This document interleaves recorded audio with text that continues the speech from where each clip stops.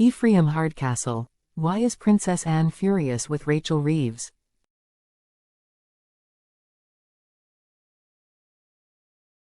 Rachel Reeves would do well to avoid Princess Anne the next time that they're in the same room.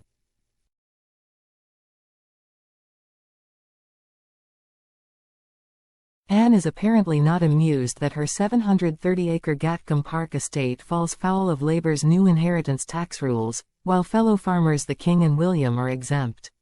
They benefit from a John Major ruling introduced when the monarch first started paying tax.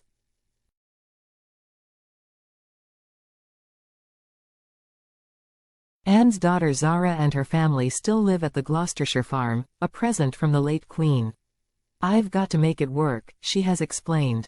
"This is not something that comes free, this has got to pay its way, otherwise I can't stay here." If Ms. Reeves has her way, will Zara have to pack her saddle?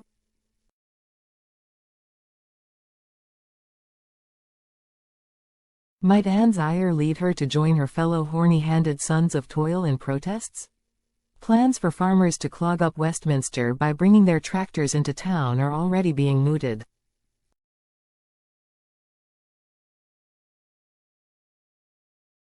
When Labour's 2004 hunting ban was going through Parliament, Charles allowed his staff a day off to attend the Countryside Alliance protest march, which brought central London to a standstill.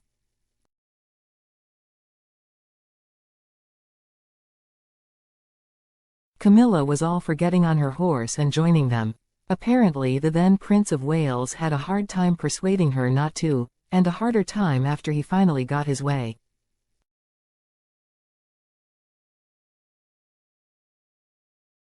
Victoria Beckham asked by Harper's Bazaar for her view on Tom Bower, author of biography The House of Beckham, described as an epic symphony of snide, replied, "Who's that?"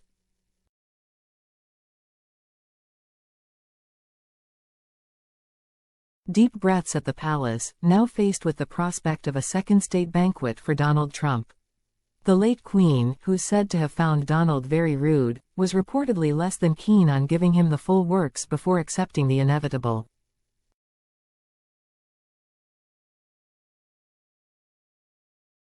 Sat next to him prior to the president's 2019 visit, upstairs-downstairs veteran Simon Williams recalls daring to ask the monarch about the forthcoming banquet plans. "She gave me a look worthy of Maggie Smith and said, 'I think we'll make do with tea.'"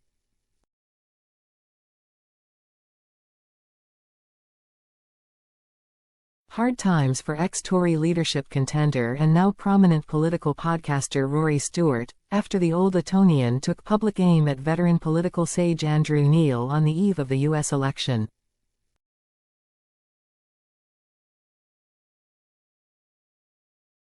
Cocky Rory declared, "He is wrong. And Kamala Harris will win." As Trump raced ahead on the night, Andrew tweeted, "Evening Rory."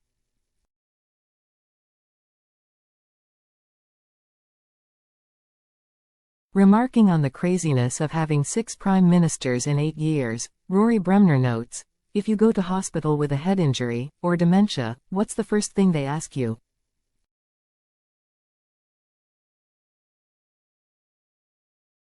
They say who is the prime minister? So no wonder the hospitals are full because people keep getting it wrong. Ooh, is it Theresa May? I don't know."